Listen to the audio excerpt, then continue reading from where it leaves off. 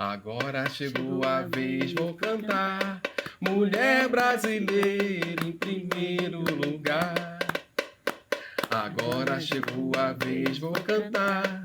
Mulher brasileira em primeiro lugar. Norte a sul do meu Brasil, caminha sambando. Quem nunca viu mulher de verdade? Sim, senhor. Mulher brasileira é feita de amor.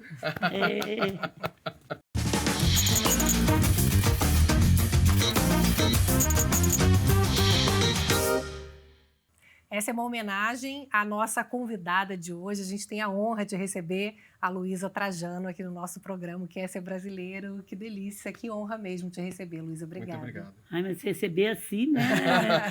Criativo, inédito, emocionante. Muito obrigada, um prazer estar aqui. A gente agradece. A gente sabe que você gosta de música também, então... Ainda da mulher brasileira, né, Nando? Obrigada. Ô, Luísa, no começo do programa a gente sempre pede para a pessoa se apresentar, então eu gostaria que você dissesse quem é você. Bom, eu sou uma mulher do interior, né? Nasci em Franca. Franca, minha gente, é bem perto de Minas, é divisa de Minas. Então, 70% lá é mineiro e 30% é filho de mineiro. Então, a comida, o costume, a dicção, tudo é mineiro. E aquele mineiro de sul de Minas. E uma das coisas que eu acho que foi positivo por intuição, eu não quis perder isso. Eu não quis perder minha essência. Então, eu falo porta, portão, aquele mineiro bem regado. Eu sou de uma família de empreendedoras, mulheres, então eu tive assim, o privilégio de já nascer com mães, tias, já empreendendo. Na minha época, nem as mulheres trabalhavam, quanto mais ser empreendedoras. Então, isso, para mim, foi uma coisa muito boa. Eu tive duas pessoas fortes, né, que é a minha tia, que é viva até hoje, que fundou a empresa, que eu tenho o nome por causa dela. Luísa. O Magazine Luiza não é por minha causa, é por causa dela, que não tem filhos. E eu tive uma mãe que, infelizmente, morreu jovem, com 60 e poucos anos, mas eu já estava casada, já tinha filhos. E a minha mãe tinha muita inteligência emocional. E a minha tia não tinha nem um pingo de inteligência emocional, mas muita inteligência empreendedora, sabe? Assim, eu nunca escutei a palavra, não pode, não vai dar certo, tem crise no país. E a minha mãe falava, vai sozinha que você é capaz, faz isso que você é capaz. Então, assim, eu consegui pegar essas duas coisas que foi muito legal. O espírito empreendedor, o espírito de vencedora, de trabalhador da minha família. Mas eu sou uma brasileira que não me pergunta por quê, apaixonada pelo Brasil. É uma coisa assim que não tem explicação. E eu não sei de onde nasceu isso. Você acha que veio dessa alma caipira? Eu já vi você em várias entrevistas falando isso e da importância que você dá para os vínculos familiares. Você acha que vem dessa história? Eu acho que muita coisa que eu sou vem, mas essa brasileira, parece que eu nasci com isso. O Magazine Luiza canta o hino nacional toda segunda-feira há 25 anos. Vai crescendo, hoje tem 1.500 unidades. É uma coisa assim, dentro de mim, é um amor por esse país, não que eu não goste de outro, minhas filhas até moram fora hoje, mas é um amor por esse país, que é uma coisa, a vida toda, desde que eu tenho novinha, que eu defendia na escola, que eu não gosto que fala mal. Então, esse programa que vocês estão resgatando, isso para mim, assim, parabéns. Pois é, você fala muito sobre a sua família, né? E você acha que você se sente um pouco na obrigação de honrar a história da sua família? Porque é uma história que a gente vê assim, a grande empresária Luísa Trajano, mas é uma história de muita luta, né? Ô, Nando, eu nunca acho que eu sou obrigada a fazer nada, sabe? Que eu tenho que honrar minha família. Eu acho que você tem um passado, tem um presente e tem um futuro. Você não pode desprezar o passado que te trouxe até aqui. Para você ser moderna, você ser nova, você não precisa desprezar o passado. O passado fez parte.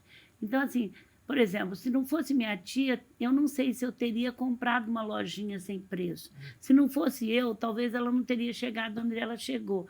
Então, eu não gosto de falar de mim sem resgatar, porque se ela teve a força de montar, ela desmaiava, ela ficava 24 horas desmaiada. Na época não tinha estresse, ela só tinha o dinheiro para pagar a primeira prestação. E ela trabalhava tanto que o guarda, aqueles guardas de quarteirão que tinha no interior, batia na porta para ver se ela era alguém dentro da loja. Então, assim, como é que eu vou esquecer isso? Tá certo? Então, não é que eu faço por obrigação, eu tenho que resgatar. Não. Se ela não tivesse feito, eu não estaria aqui. Talvez se eu não tivesse muito menina entrado, que eu tenho mais espírito de gestão, ela é mais... Porque a gente tem que definir, separar. Tem empreendedor que é só empreendedor, não sabe gestar, mas tem uma visão que é bem parecida com ela. E tem outra que tem... Lógico, eu tenho um pouco do espírito empreendedor, mas eu desenvolvi um tipo de gestão muito empreendedora, caótica, mas é uma gestão. Então, assim, como é que eu vou esquecer esse passado na minha cidade? Então, eu tenho amigas que agora fazem parte das minhas amigas de São Paulo desde que eu sou jovem. Então, elas até quando eu chego lá, já tem comida na minha casa, tá? Elas falam, nossa, mas você ficou famosa? Eu sabia que você ia ficar, mas elas nem entendem. Aliás, tem toda a história aqui no livro, né? No livro Luísa Trajano, que o Pedro Bial escreveu, Luísa Helena, Mulher do Brasil, e que eu achei legal, a gente foi no lançamento aqui em São Paulo, e a sua tia estava lá, mesmo com uma série de problemas de saúde. Eu já te entrevistei e ela estava presente uma vez num hotel, me lembro. O que é família para você? Conta pra gente. A família, para mim, assim, é o porto seguro também, como amigos, eu acho. Eu acho que amigos, família e trabalho, para mim, são 3 coisas muito importantes. A família é o que te trouxe até aqui e é o que você pode contar. Hoje, com a minha tia, ela tá demente, não é Alzheimer, mas é uma demência. Sofri muito com isso. Até hoje eu me emociono. Ela está há muito tempo assim? Faz uns 4 anos, 5. E ela era uma mulher ativa, que assinava 7 revistas, que sabia tudo. De repente, ela teve um problema e ficou demente. Mas ela tem momentos de lucidez, porque eu estou aprendendo a lidar com isso. Então, eu vou quase uma semana sim, outra não para frente. Eu levo ela em todo lugar, eu levo no livro, eu levo nos restaurantes chiques, eu levo na empresa. Porque assim, mas eu não faço isso porque eu preciso fazer. Eu faço isso porque é prazeroso para mim. Claro. Fiz com a minha sogra, que morreu com 104 anos, que amava festa. Então, assim, eu faço, me dá prazer, eu só faço coisa que eu amo. Ela está com quantos anos? A minha tia fez 96. 96. Então, assim, eu trago... E o livro conta um pouco, muito interessante o livro. Eu nunca quis escrever livro, porque eu sou inacabada. O ontem, para mim, já acabou. Eu já estou noutra história agora. E eu falava, como é que eu vou escrever um livro se eu não tenho sequência? Assim, se eu não... Aquilo lá já foi para mim. Agora eu sou outra. Aí o Bial resolveu, pôs uma equipe 1 ano. Esse livro é mais escrito pelas pessoas que participaram do que por mim. Então, assim, mas ela está muito no livro. Ela tem umas histórias muito pitorescas, né? Que ela, uma vez um vendedor falou, quanto custa essa bicicleta? Falou para o menino, R$1, um cruzeiro na época. E ele falou por falar. E ela fez o vendedor entregar a bicicleta porque a criança estava esperando. Ele falou brincando e ela quis honrar. Não, aí o pai falou, eu não posso pagar, é brincadeira. Você vai pagar e depois você vai pagar a diferença para você aprender a não tapear uma criança. Então, assim, ela é muito coerente com esses princípios de verdade, de tudo mais. E você tem isso muito dela, né? Essa força dela, né? A força de ser verdadeira, mesmo que eu tome porrada, mesmo que as pessoas não gostem, mas de ser eu. Então, pois é, você tem 3 filhos, 6 netos, não é isso? Que valores você acha que são importantes você passar para eles? O que você conversa? É outra coisa que eu sou muito ruim de teoria, sabe? De falar assim, olha, vocês têm que ser assim. Mas eu sou muito boa do fazer. Então, por exemplo, na minha casa, nunca ninguém saiu da mesa sem dizer muito obrigado. Nunca ninguém fala, estou te pagando, você faz. E eu sempre procurei desenvolver neles, e meu marido ajudou, hoje ele é falecido, a capacidade de servir. Então, por exemplo, quando era dezembro, eu tenho uma casa numa fazenda que a gente chama rancho lá, porque é na beirada da represa. E todo primeiro domingo de dezembro, a gente fazia uma reunião com todos que nos serviram. Pedreiro, barbeiro do meu marido, cabeleireira, e recebia na nossa casa. E meus filhos serviam. Então, assim, para aprender que servir é nobre, que todo mundo tem o seu valor. Mas eu de ficar fazendo teoria, ou você faz isso é bom, isso está errado, eu acho que é exemplo. E exemplo não quer dizer que você acerta sempre, gente. Errei mesmo, não saí do meu eixo, Você faria alguma coisa diferente hoje na relação com seus filhos? Porque imagino que muita gente deve imaginar, como nós mulheres sempre tem essa cobrança, né? Você teria feito alguma coisa Eu diferente? não tenho cobrança, Juliana, eu sou diferente, porque até minha mãe, como ela era muito inteligente e emocional, quando ela teve eu tive o primeiro, em 3 anos e meio eu tive 3 trabalhando no Nossa. balcão e sábado. Então, assim, Você começou a trabalhar com quantos anos? Eu comecei com 12 nas férias, com 17 eu assumi a empresa quando eu fui fazer faculdade à noite. Então, assim, eu saía 10 horas, eles nasciam meio-dia, porque meus filhos, na época não tinha ultrassom, e meus filhos, como a minha mãe, ela perdeu 2 filhos, porque entrava em trabalho de parto, não tinha cesárea direito, na época dela. Sim. E meu filho nasceu com quase 10 meses já. Já falando quase. Então, foi assim... Eu saía da empresa, meu marido me pegava do balcão. Daí E seu marido trabalhava com você? Não. Lá nós temos um código muito legal há muitos anos que não trabalha agregado. Isso há muito tempo. Mas ele tinha os negócios dele, as coisas dele. Nenhum agregado trabalha na empresa. Porque não que a gente é contra, tem lugar que está certo. Agregado é quando namora, quando casa. Você está falando o tempo todo dessa experimentação, né, dessa intuição, né? Você é uma pessoa que parece se interessar muito pelo outro, né? Como é que é isso para você? Ô, Nando, eu acho que eu aprendi muito cedo que é empatia. Porque você, quando trabalha num balcão, assim, trabalha com o público, você tem um público de modo geral. Então, ou você tem uma empatia e troca de papel com o outro no mundo do outro, ou você não consegue fazer uma venda bem feita. Pensa bem assim, vamos pôr uma coisa concreta. Quando saiu televisão, Franca é uma cidade totalmente operária, era mais ainda. Chegava um operário para comprar uma TV, ele não sabia quanto que ele queria pagar, que ele ia pagar, que jeito que era, nem nada. Eu, de uma forma muito sutil, eu tinha que me colocar no lugar dele para saber quanto que ele ganhava, o que acontece, quantos filhos tinha. E nesse colocar no lugar, você desenvolve a empatia. Então, eu aprendi uma coisa muito cedo que me ajuda muito. Eu fico inteira naquilo que eu estou fazendo. Eu estou com vocês aqui, eu estou inteira. A hora que eu chego, acabou. Se eu estiver no café da manhã com o pessoal, isso me ajuda muito o outro se sentir bem. Mas eu não faço, é natural. Se eu estava dando uma palestra hoje de manhã, eu estou inteira. Se eu estou aqui, eu estou inteira. Se eu estou atendendo uma pessoa, como eu já atendi várias, eu estou inteira. Isso, eu não estou pensando que vai acontecer daqui agora mesmo, eu não estou no celular. Isso me ajuda a concentrar e o outro se sente bem.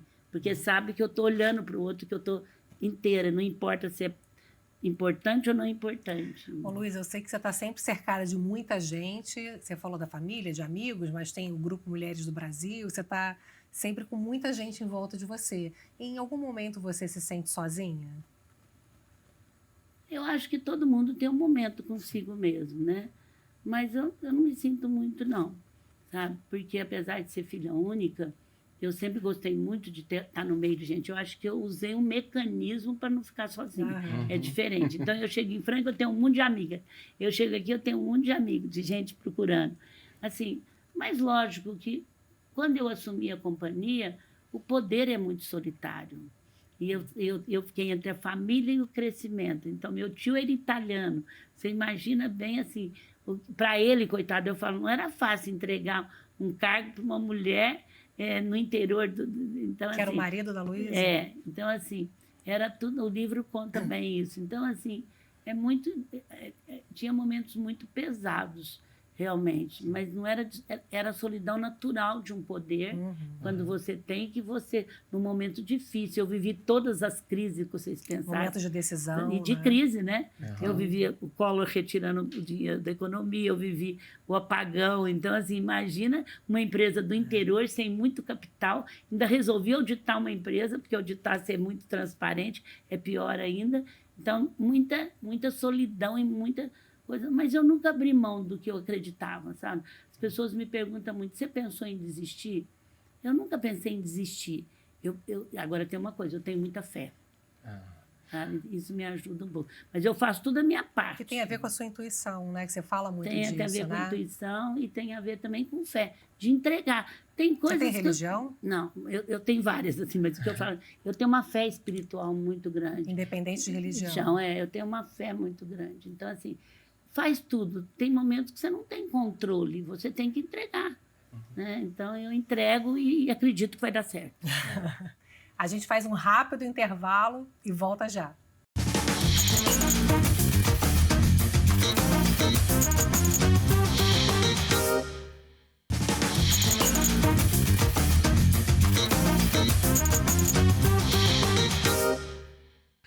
Hoje estamos recebendo Luísa Trajano. Luísa, na história da sua família, casa e trabalho, loja e a casa física até mesmo, elas meio que se confundem, assim. O que você chama de lar? O lar é meu lar mesmo. Agora, eu falo que o Magazine é um segundo lar, porque eu vivo o tempo inteiro lá. Uma das coisas que eu achei importante também é quebrar crenças limitantes. Falava, aqui você é profissional, aqui você não pode fazer isso. Eu nunca fiz, eu sou eu. Na empresa, fora, eu não estou falando que é bom, mas assim, você tinha que pôr uma carcaça de diretora da empresa. Aqui, vocês lembram que falava assim, não traga problema pessoal para a empresa. Sim. Isso não existe, gente. Você está com um problema sério com um filho, como é que você não leva para dentro da empresa?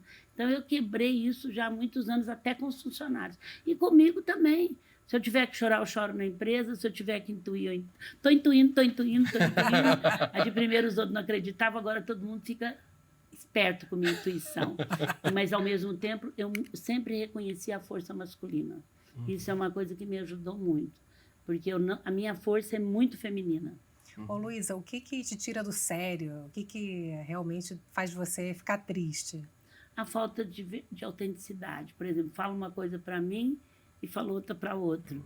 Porque o que eu tenho de falar, Juliana, eu falo para você e não fico fofocando, sabe? Então, seja o que for. Isso, assim, não me tira do sério, porque eu entendo o outro. Me deixa triste. Uhum. O que você acha assim, que é o equilíbrio entre a intuição e o conhecimento, né? Existe algum ponto em comum? Uma vez a Ana Paula Padrão me fez uma... fiquei muito tempo com ela, sou muito amiga dela. Ela fala que intuição nada mais é do que um tipo de inteligência e experiência. Então, eu achei essa definição, então eu te respondendo, definição. É um tipo de experiência, e eu tenho, tudo eu entro de cabeça, então eu vou, na venda eu entrei de cabeça, na compra eu entrei de cabeça, eu vou arrumar uma cozinha, eu entro de cabeça, é a experiência que você vai adquirindo. E um tipo de inteligência, a minha inteligência, eu não sou tão inteligente como os outros acham, mas a minha inteligência é muito perspicácia, é de perspicácia. Ô, Luísa, mulheres na liderança incomodam? Acho que já incomodou mais. Agora, como diz, é obrigada a engolir. Não, o que eu acho legal, isso é muito importante colocar, porque a empresa era muito mecânica, a gestão de tudo é muito mecânico. E ser mecânico foi aonde os homens foram criados. E, de repente, a gestão passou a ser orgânica, como a música. Você pode estudar, mas ela é orgânica, como o corpo humano. E a nós, mulher, foi permitido desenvolver mais esse lado orgânico. Então, hoje, é importantíssimo ter a mulher nas empresas, sabe? Porque juntou. E eu digo que os homens inteligentes já perceberam isso e fazem disso uma coisa legal. Porque é orgânica, mudou muito. Você não tem... E essas startups também trouxeram isso. Eles não ficam planejando, eles vão e fazem. Eu sempre tive esse tipo de administração, chama caótica. Você cria o caos, depois você põe a ordem. Mas era muito difícil, Nando, para mim explicar o que era caótico. Aí, de repente, alguém falou, a Luísa põe o progresso e depois ela põe a ordem. Então, eu vou fazendo e depois que eu vou pôr ordem. E isso é próprio da mulher. O homem, nossa, eles assustam quando eu começo a fazer isso. Dá um pouco que eles começam a entender. Porque eles foram criados numa gestão mais mecânica. Claro. Como que é a relação com o Frederico? Muito boa. Mas, Frederico assim, hoje é o presidente, CEO, né, o presidente da empresa. Assim, ele que resolveu ir, ele ficou 8 anos no mercado, ele entrou muito cedo, ele sempre gostou de varejo. Ele foi muito brilhante de fazer isso. Porque é assim, Nando, eu sou uma pessoa tão conhecida que, por bem ou por mal, é assim... nossa, você é filho da Luísa, que beleza, que maravilha. Eu queria estar com você lá. Eu pago qualquer coisa para estar 10 minutos com ela. Eu falo assim, você é filho da Luísa, ela te deixa trabalhar. Então, assim, de uma forma ou de outra... Não, trabalhar com a mãe eu já acho que é difícil, não, né? Porque acha que eu sou super centralizadora. E eu não sou. Então, que mas, você faz, de né, qualquer você chega jeito, chegando, né? de qualquer jeito, ele ia ter... Não ia passar em branco. E mais difícil, porque numa empresa desse tamanho, no mundo inteiro, é difícil ter uma mulher que passou para filho. Sim, Normalmente, é pai que passa para filho. Mas então, trabalham bem, E ele então. conseguiu criar o espaço dele. Sim. Ô, Luísa, hoje a gente faz uma homenagem à Eliana Kertz, Ai, que tem essas duas esculturas, são da exposição dela, Mulheres do Brasil. Infelizmente, Eliane já nos deixou. Aliás, agradeço à família, né, por ter liberado as imagens. Mas foi nessa exposição, em 2013, que vocês tiveram a ideia para o Mulheres do Brasil. Eu queria que você contasse um pouco. Eu até me emociono agora, porque a Eliane viajou conosco para o Japão na primeira viagem que a gente teve. Foi onde ela começou a sentir mal. Morreu muito jovem. Eu, 15 dias antes, estive com ela, mãe de pessoas maravilhosas. E ela trouxe essa mulher gorda, bonita, brasileira, né? Inclusive para a Bahia e tudo. E a gente tem um monumento bonito em Salvador, né? Tem uma praça linda. Eu tenho algumas coisas dela. Muito obrigada de vocês terem trazido ela.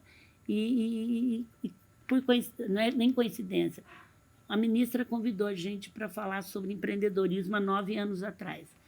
E aí a presidente ficou sabendo que a gente ia lá, que não tinha nada com Mulheres do Brasil até então. E eu, para não ficar Tieco, Sônia, a gente tinha uma meia dúzia de mulheres. Eu, como diz assim, minha filha, onde minha mãe está, tem gente de tudo quanto é jeito. Eu resolvi convidar empreendedora, mulheres do interior, pedi para o Sebrae, para a Endeavor, foi juntando, eu aumentava para 10, para 20, e levei, inclusive, 2 meninas de Paraisópolis, que nem empreendedora era, mas porque era líder. Eu falei, eu não posso representar. E aí foram 40. E aí a gente resolveu fazer uma reunião antes, para falar, olha, gente, nós não vamos pensar no nosso quintal, nós temos que pensar no Brasil. Mas nem precisou, Juliana. Elas falavam tanto que o Palácio começou, está esperando. Elas falavam tanto do Brasil. Aí, quando acabou, não tem nada a ver com essa reunião.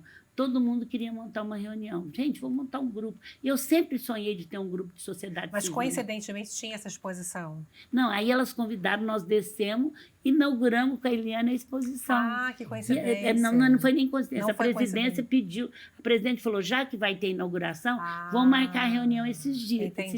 Com mulheres. Com mulheres, já que você está trazendo as mulheres, vamos marcar a exposição no Dia das Mulheres. Termina a reunião e nós descemos, e foi uma exposição linda. E aí eu pedi licença para ela, para o grupo chamar Grupo Mulheres do Brasil. E o mais interessante é que quando você olhava no Google Mulheres do Brasil, era terrível, né? Há 9 anos atrás. Era mulher nua, era dança. E a gente falou, vamos mudar isso ou vamos mudar o nome? A gente preferiu mudar isso. O Mulheres do Brasil é um grupo criado em 2013 com o objetivo de discutir temas relevantes para o nosso país e desenvolver ações capazes de impactar nossa sociedade. Eu tinha que fazer alguma coisa e não ficar cobrando por que não faz, por que os políticos não fazem. Eu acho que a gente tem que ir além disso. A gente não nasceu prontinha como nós não estamos prontos ainda. Mas a gente sabe o que a gente não quer. A gente não quer ser partidária e a gente quer se tornar protagonista. Que legal. E o que representa hoje esse grupo Mulheres do Brasil? O que vocês fazem? O que vocês estão projetando? Bom, a gente tem 22 causas, a gente está em todas as capitais, nós estamos em todo o continente e a gente tem vários propósitos, mas nós sabemos que é a política pública que muda o Brasil. Então, a gente foi conhecer de baixo para cima, é um grupo político super partidário, apesar que eu levo fama mesmo, não sou de nenhum partido, mas no grupo não se fala em partido, vocês podem pegar Instagram, em todos os lugares que nós estamos, e a gente pretende cada vez mais ajudar o Brasil, como a gente ajudou na vacina, como a gente ajudou na violência. Fizeram um trabalho importantíssimo na violência para a mulher. E a gente tem outra coisa, nós não criamos um novo instituto, a gente se junta, educação, cultura, com aquele que já existe.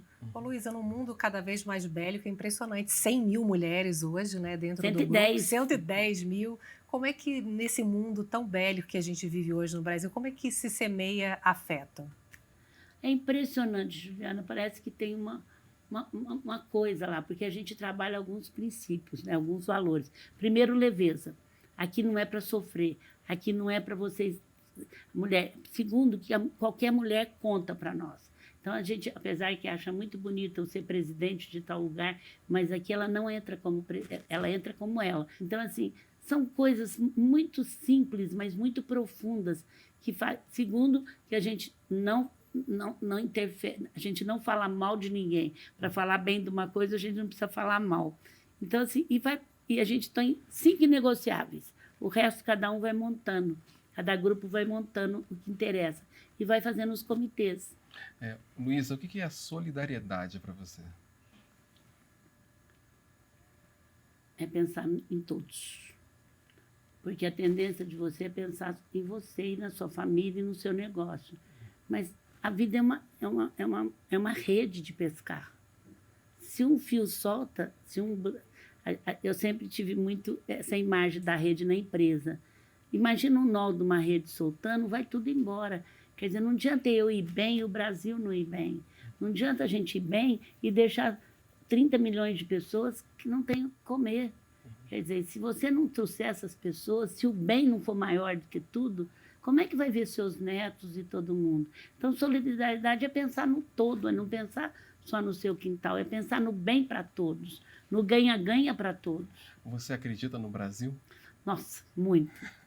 Eu tenho números impressionantes do que é bom. 10% só tem ar-condicionado, precisa construir 20%. Esses dias me perguntou muito assim, vai, Luiz, e o consumo? Eu falei, é uma coisa que precisa estudar, porque o consumo em excesso é ruim, mas não ter uma casa para morar, não ter uma televisão, uma máquina de lavar, ou uma roupa melhor, não tem como. Nós temos que construir 20 milhões de casas em pouco tempo, em 10 anos, para ter um nível. Vimos agora na pandemia, 20 pessoas numa casa de 30 metros. Então, assim, a gente precisa... Esses dias eu falei com um filósofo, precisa entender bem o que é esse consumo. As pessoas precisam ter o mínimo necessário e tem outros que têm excesso demais. Né? E acredita no brasileiro? Muito. O brasileiro nasceu para esse momento, gente. Ele é startup, ele é empreendedor, ele é alegre, ele vai fazendo, ele não é de muito processo. Olha o empreendedorismo no Brasil. Então, nós não tivemos guerra, nós não tivemos...